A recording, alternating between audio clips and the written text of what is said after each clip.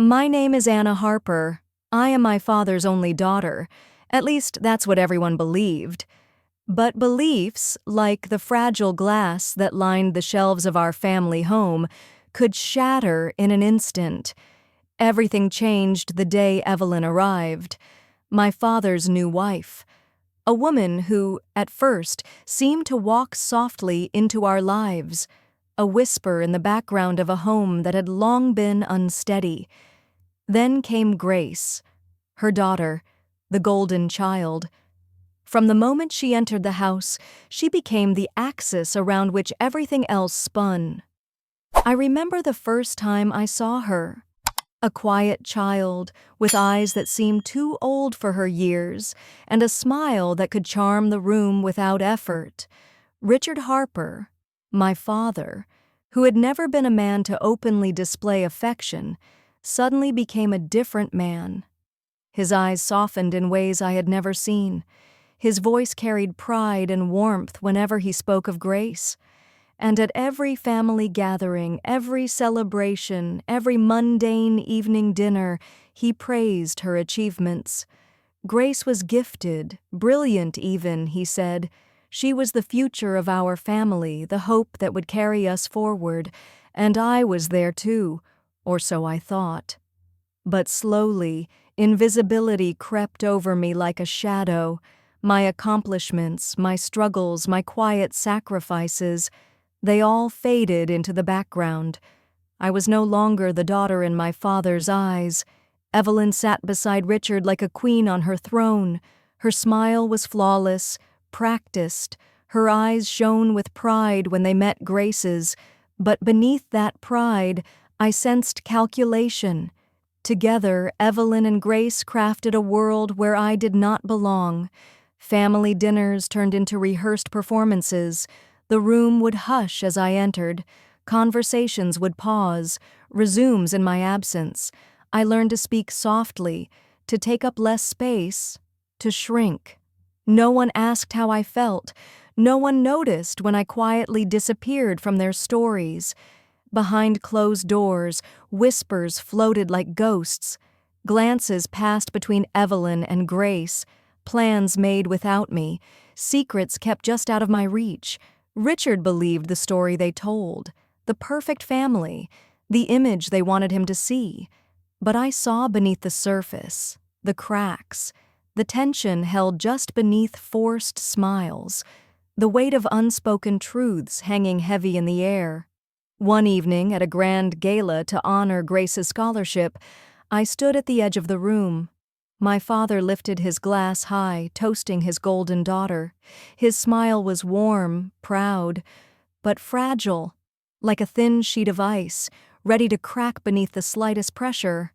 Around me, the room erupted in applause. I swallowed the bitterness that rose in my chest.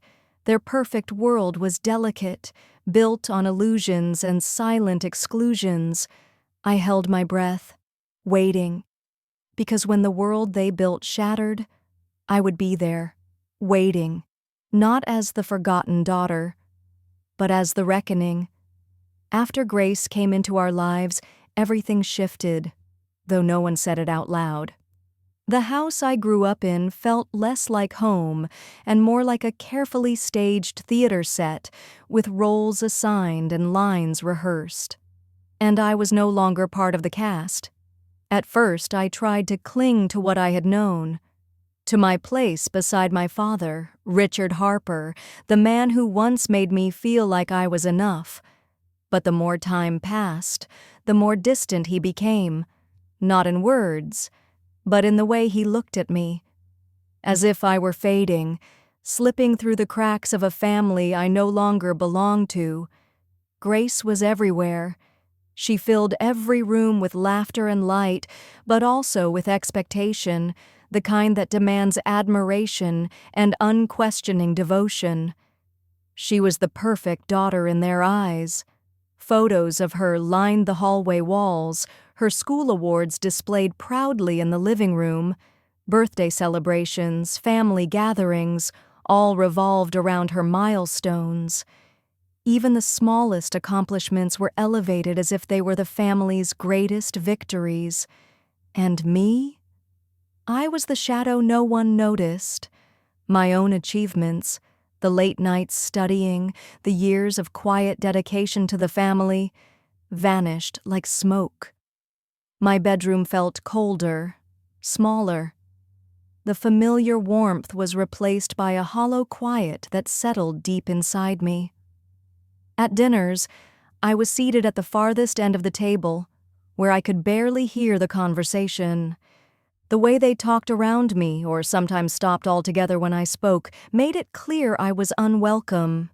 My voice, when raised, was met with polite nods or dismissive smiles, quickly changing the subject. Evelyn's presence was felt everywhere, subtle but unshakable. She orchestrated the household with a quiet authority that brooked no opposition. Every detail, from the guests invited to the conversations encouraged, was carefully managed. Grace thrived in this environment. Protected and cherished, she seemed untouchable. I was not. I became the difficult one, the ungrateful daughter who couldn't see her place, whose questions were inconvenient, whose feelings were dismissed as petty jealousy. My father, once a steady and solid presence, seemed to retreat more with each passing day. The lines on his face deepened, his eyes grew tired, clouded with a weight I couldn't reach or ease. I wanted to speak to him, to remind him who I was, to tell him about the years I had spent silently standing by him, the sacrifices I'd made for our family's sake. But the words caught in my throat. I feared his disappointment more than his silence. The housekeeper, a quiet presence moving through the rooms like a shadow, watched with eyes full of tired knowing. She said little, but I sensed she held secrets I wasn't privy to. Her silence added another layer of isolation, another unspoken truth I carried alone. I retreated deeper into myself, finding solace in the small corners of the house where I could be unseen, burying myself in work, in endless tasks that no one noticed. But inside, a bitter seed took root. One night, while passing the kitchen, I overheard a conversation I wasn't meant to hear. Evelyn's voice was low, but every word was laced with certainty. "She's out of the picture. The house, the money, everything will be Grace's soon enough." The housekeeper's quiet agreement chilled me.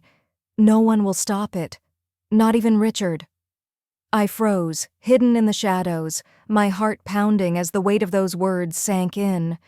My family, my father, the home I thought I belonged to, was slipping away. I felt powerless, swallowed by a wave of helplessness and anger. But beneath the surface, a determination began to grow.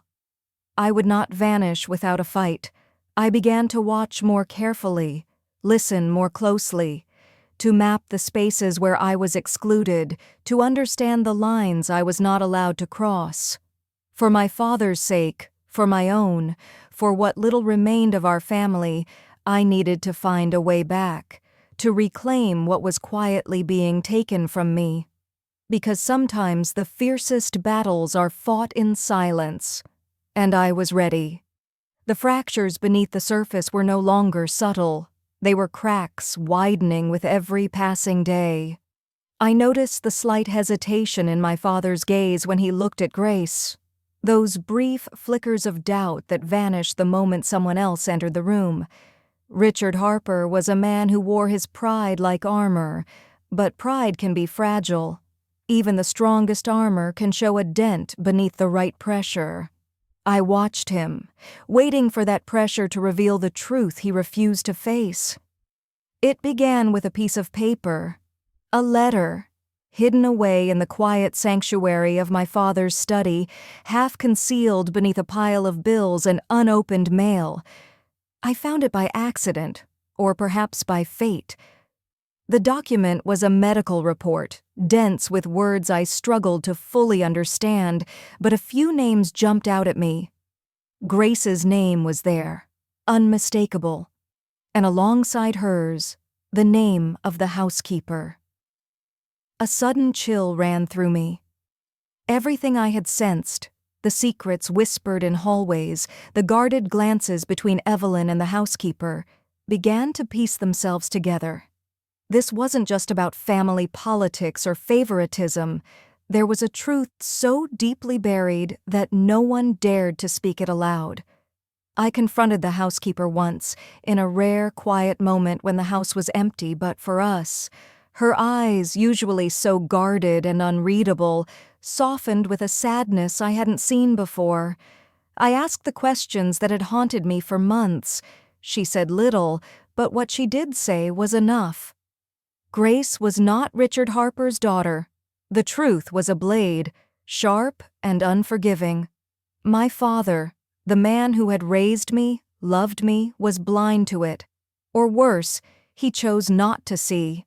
He buried his doubts deep inside, swallowing them to protect the illusion. My stepmother, Evelyn, was the mastermind behind the deception. Her public smiles, her gracious manners, they were masks. Beneath them lay cold calculation, a desire to control. I understood then why I had been pushed aside, why every effort I made to connect or be acknowledged was met with resistance or silence, because I was a threat, a living reminder of what Evelyn and Grace wanted to hide. I was the truth they feared would unravel everything. But I was no longer willing to be silent.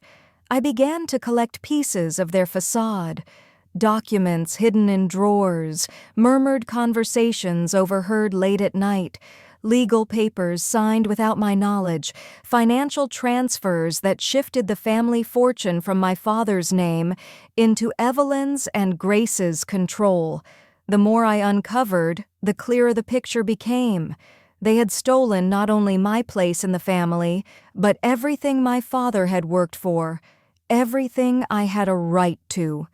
It was a theft of legacy, trust, and love. But I was not defeated. I found allies where I least expected them. Because no one steals a daughter's birthright without consequence. When the walls began closing in around me, I knew one thing for certain. I could not fight this alone. The battle for the Harper legacy was no longer just about family. It was a calculated war waged in silence and shadow. I needed allies, people who understood what was at stake, who knew the history behind the polished smiles and public facades.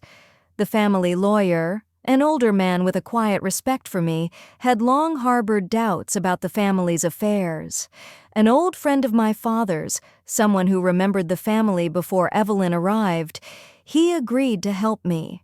Together, we began to piece together a plan, not just to expose the lies, but to reclaim what was mine by right. Each document I found, each secret I uncovered, fueled a cold determination within me. I knew this would not be an easy battle.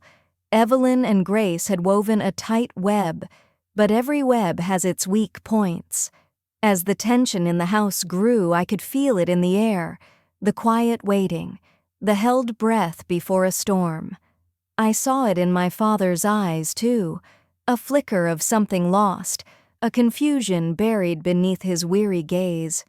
In those moments, I found strength, not in anger, but in resolve. Because I understood one thing clearly. No matter how deeply a secret is buried, no matter how carefully a lie is dressed up, the truth will find a way. And when it does, everything changes. After the truth began to surface, quietly, almost imperceptibly, everything I once held onto began to slip away. I became the vanishing daughter, not through words or confrontation, but through absence. The estate, the money, the legacy that had been my birthright, these were slowly, methodically taken from me. It started in small ways. Documents changed hands without my knowledge. Bank accounts were emptied. Trusts were rewritten. The family home, the place where my earliest memories were made, was no longer mine. I watched as the world I grew up in receded like a tide pulling back from the shore. yet no one spoke openly of it. It was as if my disappearance was a natural occurrence, a fading into the background no one mourned. The dinners, once warm and familiar, grew colder, more distant. I was seated farther and farther away from the table, both literally and figuratively. My questions were met with thin smiles or polite silences. Even my father, Richard, seemed trapped between disbelief and resignation. The man who had once held me close was now a ghost in his own home. I tried to hold on to what little connection remained, but it slipped through my fingers like sand. Grace, the golden child, flourished in the spaces I left behind. Her laughter echoed through halls once filled with my own. Her presence was a constant reminder of what I had lost. Evelyn's control tightened like a noose. She wielded power quietly but effectively. She shaped the narrative. She convinced everyone that I was the one who chose to leave, that I was the difficult one, the outsider. I became a stranger in my own family, invisible, dismissed, erased. But beneath the surface, a fire burned, a cold, simmering determination that refused to die. I watched. I waited. I planned. Because when everything is taken, you either disappear or you fight. The estate, once a symbol of my family's legacy, became a battleground. Legal notices arrived, papers demanding signatures I refused to give. Calls from lawyers I had never heard of filled the silence. I stood firm, a quiet force amid the storm. The housekeeper, once a shadow moving through the halls, became an unexpected ally. Her loyalty to my father was genuine, and in secret moments she offered me pieces of information, small, vital details that Evelyn had overlooked. Together, we mapped the landscape of betrayal, the layers of deceit, the hidden agendas. It was a war waged in silence, in documents, in whispered threats, and I was determined to win. One cold evening, as I stood by the window watching the rain trace paths down the glass, I realized how far I had fallen, and how much farther I was willing to go. The family that had once been my sanctuary was gone, but I was still here, still standing, and I would take it all back. So I reached out quietly, carefully. The first person I sought was Mr. Caldwell, the family lawyer. He was an older man with decades of experience, a man who had once been loyal to my father before Evelyn's arrival complicated everything. I remember the first time I sat across from him in his dimly lit office. The air was thick with the scent of old leather and dust, and behind his thick glasses, his eyes assessed me with a mix of curiosity and respect. I spoke slowly, measured.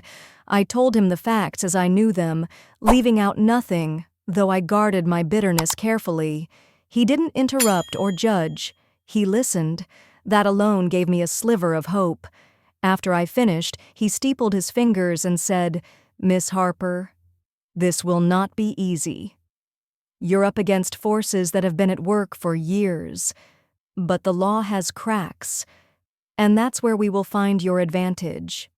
He agreed to take my case discreetly, a silent partner in what would become a prolonged, grueling fight. Under his guidance, I began to comb through years of documents, contracts, and bank statements. It was tedious, exhausting work. Trust agreements were rewritten, often without my knowledge.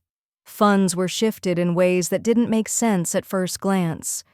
Legal jargon blurred the lines, but Mr. Caldwell helped me see through the fog. Every signature, every date, every clause told a story, one of exclusion and quiet theft. Next, I reached out to Jonathan, an old family friend. Jonathan had been close to my father in the years before Evelyn came into the picture. Unlike most, he had always treated me with kindness, seeing me as more than just the other daughter. Our conversations began cautiously. usually over coffee in quiet cafes or long walks where no one could overhear. Jonathan had seen the changes in my father, felt the shift in family dynamics. He had kept his distance, unsure how to intervene. But when I laid everything bare, his loyalty was unwavering. Together, we started to map out the network Evelyn and Grace had woven. It was more complex than I imagined. Board members, financial advisors, even distant relatives, quietly aligned with Evelyn's vision. The family fortune, once tightly held, was now spread thin across various accounts and holdings, most under Evelyn's control or that of Grace. Yet, Jonathan and Mr. Caldwell were invaluable. Their combined knowledge revealed gaps in Evelyn's carefully crafted empire. I learned to move with patience, to wait for the right moment. Each document uncovered was another weapon. Each small mistake they made became a chink in their armor. Meanwhile, my father's health and spirit declined. Richard Harper was a man caught between love and denial. I could see the toll the deception took on him, the exhaustion in his eyes, the tremor in his hands, the quiet moments when his facade cracked. I longed to pull him back, to remind him of the family we once were, but Evelyn's influence was suffocating. She controlled the narrative, shaping every conversation, every interaction. There were days when I felt completely alone in the house. The silence around me was thick and suffocating. But that silence was also where I found my strength. The quiet alliance I had built, between lawyer, friend, and myself, was a lifeline. We communicated in coded messages, met in discreet locations, and planned moves no one else suspected. Together, we prepared for the reckoning. The day when the truth would no longer be hidden behind smiles and whispered lies. The day when Grace's golden throne would be challenged. The day when the legacy stolen from me would be returned. Because this fight was never just about possessions. It was about justice, about reclaiming a family that had been taken from me, about standing tall in a world that tried to erase me, and I would not be silenced, not anymore. The war I had prepared for in silence was no longer something I could postpone. The moment to act had come, sharp and unyielding. With Mr. Caldwell's steady hand guiding me and Jonathan's unwavering support, we moved forward. The first filings went in, legal challenges that cut through years of deception and silence. Each document was cold, precise, a scalpel against the carefully stitched facade Evelyn and Grace had built. There were affidavits outlining the unauthorized transfers of funds, contracts altered without consent, and trust agreements rewritten in secret. These papers weren't just words on pages, they were the first stones in the foundation of my fight for what was rightfully mine. I knew Evelyn's team would be formidable. They had resources, influence, and years of preparation, but so did I now. The initial court hearings were stark and clinical, a far cry from the emotional showdowns I had imagined in the nights I'd spent planning. No shouting matches, no dramatic confrontations, just cold facts laid bare in sterile courtrooms. Evelyn's lawyers moved with practiced ease, dismissing my claims as baseless and painting a picture of a harmonious family torn only by misunderstandings. Grace's legal team framed her as the innocent daughter, a victim of fractured relations and false accusations. Yet, behind the polished statements and confident smiles, cracks began to show. We presented evidence that contradicted their narratives. A ledger entry here, a notarized document there, that showed transactions made without my father's knowledge or approval. Trust documents with signatures that didn't match his hand. Our arguments were precise, supported by evidence that left little room for denial. Each revelation chipped away at the story Evelyn and Grace had spun, and with each crack, Their composure slipped. Behind closed doors, whispers reached my ears, Evelyn's confidence faltering for the first time in years, Grace's forced smile slipping just for a moment before she regained control. Meanwhile, my father remained on the sidelines, a man caught between the love he held for his wife and daughter and the gnawing suspicion growing in his heart. I saw it in the way his hands trembled ever so slightly during visits, the tired lines etched deeper across his forehead, the quiet moments when his gaze sought mine, searching for truth without words. I was careful not to betray my own turmoil. Cold and composed, I carried the weight of this battle with measured restraint, because this was not a war won by emotion or loud declarations. It was a battle fought with precision, strategy, and patience. I controlled my anger and channeled it into calculated moves. Every word I spoke, every step I took, was deliberate. Jonathan and Mr. Caldwell became my eyes and ears in courtrooms I could not enter, relaying updates, advising on strategy, and warning of obstacles. Together, we adapted.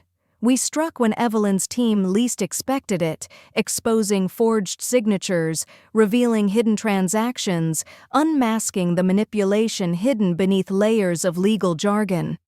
Our case was airtight, built brick by brick with unassailable proof. The battle dragged on. Weeks stretched into months, a slow, grueling campaign. The pressure was relentless, but with each passing day, I grew stronger. No longer the overlooked daughter, I had become a force of quiet reckoning. I learned to find power in silence, strength in endurance. Every small victory, a document recovered, a testimony gained, brought me closer to reclaiming what was mine. The weight of the fight was heavy, but so was my resolve. This was no longer just about inheritance or possessions. It was about justice, about setting right what had been broken, about proving that no lie, no betrayal could stand forever. The legal war had begun in earnest, and I was ready to see it through to the end. The walls of silence Evelyn had meticulously constructed began to crumble, not in courtrooms or legal documents, but in whispers, half-spoken words, and unintended revelations. It started subtly, almost imperceptibly. A misplaced letter left in plain sight. A conversation caught at the wrong moment. A whispered name that lingered just a little too long. The truth I had spent months uncovering, the truth about Grace's parentage, was slipping out. The housekeeper's name, once confined to shadowed rooms and guarded glances, was slowly becoming part of the family's unraveling story. For weeks, rumors rippled through the carefully controlled social circles Evelyn had cultivated. The network of friends, business partners, and family acquaintances began to fracture under the weight of what they whispered behind closed doors. Old friends grew distant. Invitations to exclusive events stopped arriving. Business associates who once nodded politely at Evelyn's presence now avoided eye contact, their smiles forced and tight. The golden child's pristine image, the one built on years of careful grooming and manipulation, started to tarnish. I watched it all unfold from the margins, silent but unwavering. My father, Richard Harper, faced the truth he had spent years trying to deny. His eyes, once full of pride when they rested on Grace, grew haunted. The weight of betrayal pressed heavily on his shoulders. The man who had once been so certain now struggled to reconcile the daughter he loved with the daughter who was not truly his. There were nights when I saw him sitting alone in his study, staring at photographs of a family that no longer existed. He was a man trapped between love and disillusionment, unable to speak the words that would shatter the illusion. Meanwhile, the scandal did more than shake the Harper family. It sent shockwaves through the community. The tabloids, sensing a story dripping with intrigue, descended like vultures. Headlines hinted at secrets, at betrayals lurking beneath the polished veneer of the Harper name. Invitations to social gatherings were quietly rescinded. Business partnerships were put on hold as whispers of instability circulated among investors. The Harper legacy, once synonymous with respect and power, now bore an indelible stain. Evelyn fought desperately to control the narrative. Her public appearances became carefully scripted performances. She spoke in rehearsed statements that denied, deflected, and minimized the damage. But cracks showed beneath her composed exterior. Her smiles sometimes faltered, her eyes revealing a flicker of fear. Grace, once poised and untouchable, began to show signs of strain. Behind closed doors, I overheard the muffled sobs and frantic phone calls. The golden child's perfect mask was slipping. Their empire was crumbling from within. Throughout the chaos, I remained silent. I did not gloat. I did not make noise. I was the cold, steady force that watched as the truth worked its quiet destruction. My father, broken but slowly awakening, found a flicker of clarity. He began to distance himself from Evelyn and Grace. It was a painful, tentative process. He questioned the stories he had been told, the loyalties he had misplaced. In moments alone with me, his eyes searched for reassurance, and I was there, not as the forgotten daughter, but as the steady presence he needed. The family I thought lost was beginning to emerge from the rubble, and I was no longer invisible. The scandal shattered the illusion Evelyn had so carefully crafted. With it came my chance to reclaim the legacy that was stolen from me. The reckoning I had promised was no longer a threat. It was inevitable. The scandal had broken the silence and shattered the carefully constructed illusion Evelyn had woven around our family. But breaking the facade was only the beginning. The true struggle, the fight for control, for legacy, for justice, was just beginning. With my father's growing doubts no longer concealed behind polite smiles, his quiet support became my anchor. I found myself stepping into a role I had long prepared for in the shadows, the rightful heir, ready to reclaim what was stolen. The Harper estate was immense, a fortress built over generations, but the recent turmoil had weakened its walls. Financial uncertainty softened defenses that had once seemed impenetrable.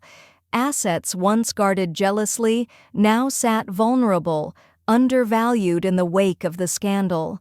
Seizing the opportunity required patience and precision. With Jonathan's far-reaching connections and Mr. Caldwell's sharp legal mind, I began a campaign of quiet acquisition. One property at a time, one share at a time, I reclaimed pieces of a legacy that had been wrenched from my grasp. Each transaction was a carefully calculated move, a small yet deliberate act of reclamation. I signed papers in hushed offices, negotiated behind closed doors, always discreet, always methodical. Sometimes the weight of these silent battles pressed on me. The gravity of what was lost and what was slowly regained weighed heavy on my shoulders. But hesitation was a luxury I could not afford. Every step forward brought me closer to restoring the legacy that was mine by right. Meanwhile, the atmosphere within the Harper household shifted. Evelyn's iron grip, once absolute, began to loosen. Her authority, so confidently wielded, now faced unforeseen resistance. Grace, the golden child, once poised and untouchable, now showed cracks beneath the surface. The confident smile she wore so well sometimes faltered behind closed doors. I caught whispers of late-night phone calls, hurried meetings filled with urgency and fear. Their empire, built on deception and silence, was unraveling thread by thread. My father, fragile but resolute, stood quietly in the background, his eyes no longer veiled by denial, but filled with cautious clarity. He was no longer the man blinded by betrayal. He had become my ally. Together we navigated the treacherous dance of power and family. Board meetings, once dominated by Evelyn's influence, now became arenas where I asserted my rightful claim. Family councils that had excluded me before were now places where my voice carried weight.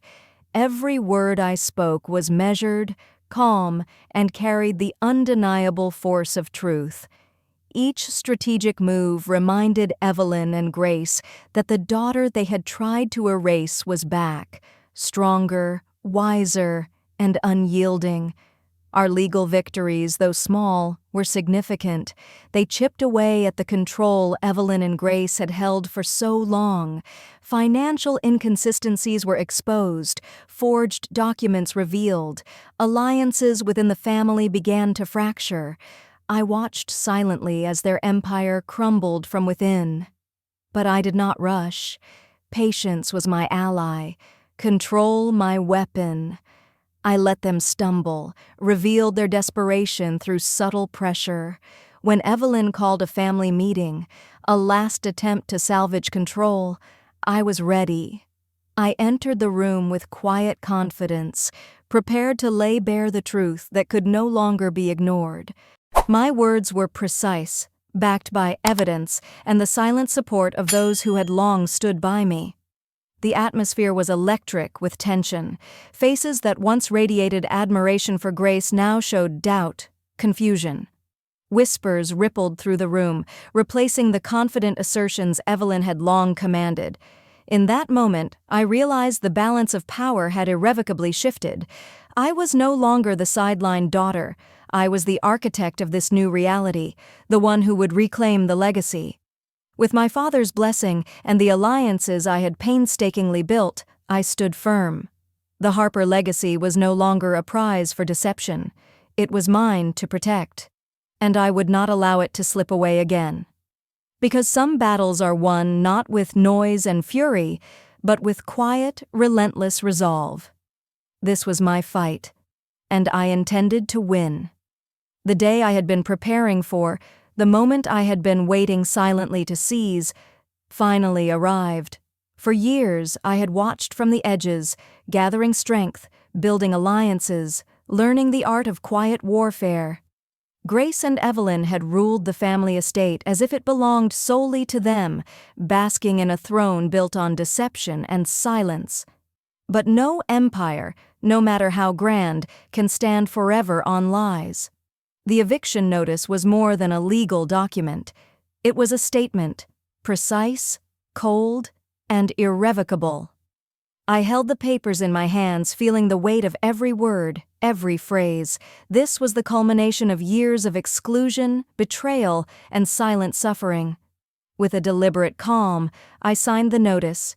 Each stroke of the pen was a final cut, a severance of the ties that had bound me in shadows. The house where I grew up, where laughter and pain had both left their marks, was now the stage for the reckoning. The notice was delivered in the early morning, quietly slipping under the doors of the mansion I once called home.